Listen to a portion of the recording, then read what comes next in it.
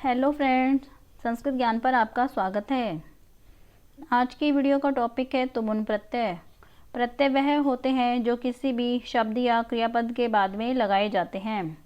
जो क्रियापद या जिन्हें हम धातु भी कहते हैं, उनके बाद में लगाए जाने वाले प्रत्यय को कृत प्रत्यय कहते हैं। तुमुन प्रत्यय भी क्रियापद के बाद में ही लगाए जाने वाला एक प्रत्यय है। तो आओ तुमुन प्रत्यय को हम समझते हैं। के लिए के अर्थ को कहने के लिए किसी भी धातु में तुमुन प्रत्यय लगाया जाता है। जहाँ हमें अगर के लिए का शब्द यूज़ करना हो तो वहाँ हम तुमुन प्रत्यय लगाते हैं। यह एक कृत प्रत्यय है। तुमुन का तुम शेष रहता है। तुमुन लगने के बाद यह एक अव्यय पद बन जाता है। अव्यय पद वह होते हैं जिनका लिंग, काल, वचन, विभक्ति हमेशा एक जैसा रहता है, बदलता नहीं है। यह प्रत्यय केवल धातुओं से जुड़ता है। तुमुन प्रत्यय लगने से कुछ क्रियापदों में ई का आगमन होता है और कुछ में ई का आगमन नहीं होता है। इसलिए पहले आओ वो वाले क्रियापद समझते हैं जिनमें ई का आगमन होता है। जैसे कि पठ प्लस तुमुन पठितुम, हस प्लस तुमुन हसितुम, खाद प्लस तुमुन खादितुम, चल प्लस तुमुन चलितुम, सेव प्लस तुमुन सेवितुम, खाद प्लस तुमुन खादितुम। यहाँ जैसे कि पठ प्लस तुमुन है, ठ और तू के बीच में ई का आगमन होता है और ह्रस्व ठ के साथ जब ह्रस्व ई जुड़ जाती है तो ठ दीर्घ हो जाता है। तो जो यह ई का आगमन होता है वह सेठ धातु में होता है। यह अनिट धातु में ई का आगमन नहीं होता है। सेठ धातुएं वह होती हैं जिनका लृट लकार बनाते हुए ई का आगमन होता है। जैसे पठिष्यति, श्यति में पठिष्यति, श्यति के साथ ई का आगमन हुआ है, ठ पे ई की मात्रा आती है, तो इसलिए वो सेठ धातुएं होती है। और अनिट धातु में ई का आगमन नहीं होता है। तो जहाँ ई का आगमन होता है सेठ धातु में लृट लकार बनाते हुए, तो हम यहाँ तुमुन लगाते हुए भी उनमें ई की मात्रा जोड़ेंगे। अब ई का आगमन तब होता है यदि अंत में ऊ या बड़ा ऊ हो तो भी ई का आगमन होता है। जैसे भू प्लस तुमुन भवितुम। अब यहाँ ऊ को ओ हो गया है। जैसे भू प्लस ई प्लस तुमुन भो, भू को भो हो गया, ओ की मात्रा का आगमन हो गया है, और प्लस ई और प्लस तुमुन। ओ को हम ई लगाते हुए ओ को अव हो जाएगा, तो हो गया भ प्लस अव प्लस ई प्लस तुमुन, तो हो गया। तो हम इसको जोड़ेंगे तो बन गया भवितुम। यदि उपधा में, उपधा यानी आखिरी से पहला अक्षर यानी सेकंड लास्ट, उसमें यदि ई, उ या री हो तो भी ई का आगमन होता है। पर उपधा के ई को ए, उ को ओ और री को अर हो जाता है। अब जैसे लिख है, ख से पहले ई की मात्रा है, तो यह उपधा में ई आया, तो हम इस ई को ए बना देंगे। जैसे कि लिख, ई को ए हो गया तो बन गया लेख प्लस तुमुन, तो ई का आगमन होगा तो होगा लेखी तुम। ठीक है, लेख प्लस ई प्लस तुमुन हो गया लेखी तुम। रुद प्लस तुमुन, यहाँ ऊ की मात्रा है, यहाँ ऊ की मात्रा है, तो ऊ को ओ हो जाएगा, तो हो गया रोद। रुद की जगह क्या हो गया रोद, और फिर प्लस ई और फिर प्लस तुमुन, तो हो गया रोदी तुम। अब वृत्त, अब इस री को अर कर देंगे। व्री प्लस तुमुन इज इक्वल टू वर्ती तुम, व प्लस अर प्लस त प्लस ई तुमुन, वर वर ती तुमुन, वर्ती तुम।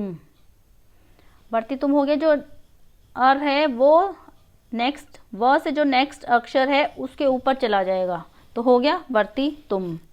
ऐसे ही नृत प्लस तुमुन को हो गया नरती तुम, त्रिप प्लस तुमुन को हो गया तर्पी तुम। अब यहाँ देखिए ई को ए हो जाएगा, ऊ को ओ हो जाएगा और री को अर हो जाएगा। ठीक है,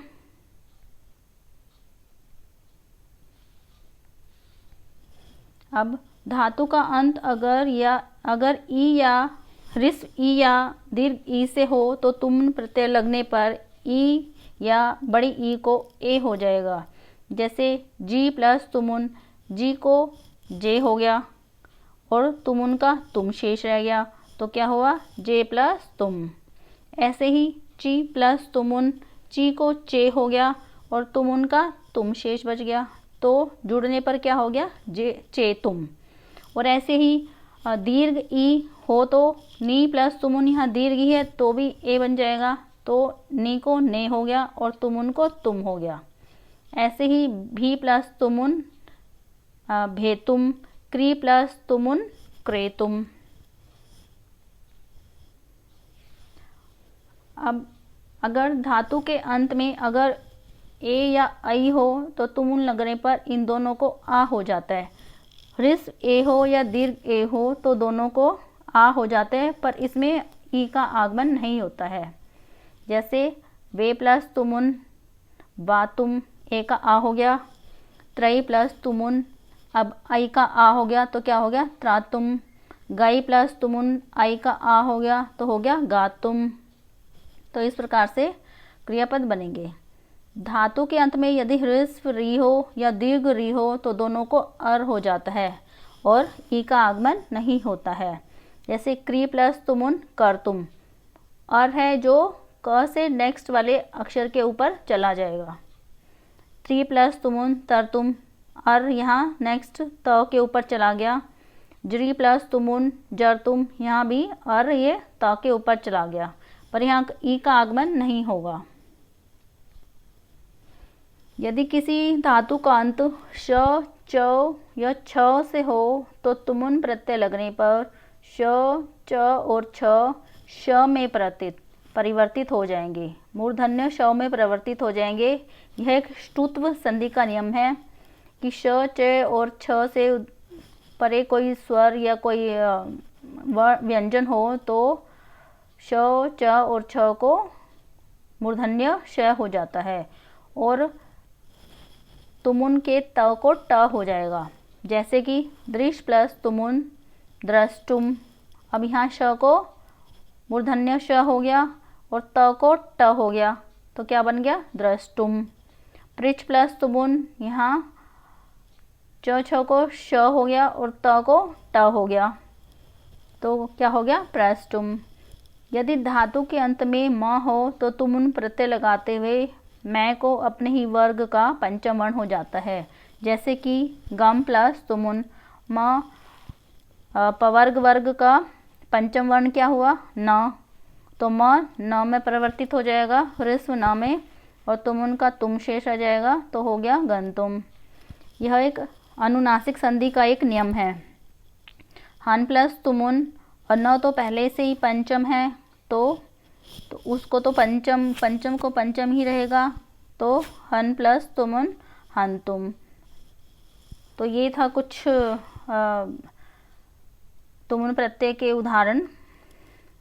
तुमुन प्रत्यय में कहाँ ई आता है, कहाँ ई नहीं आता है, कहाँ एक ही मात्रा आती है, ये सब इसको पढ़ने से आप सबको समझ में आ जाएगा। तो अगर आपको ये वीडियो अच्छा लगे तो प्लीज़ कमेंट करें और ज़्यादा से ज़्यादा अपने दोस्तों में शेयर करें और इसको ज़्यादा से ज़्यादा लाइक करें। धन्यवाद।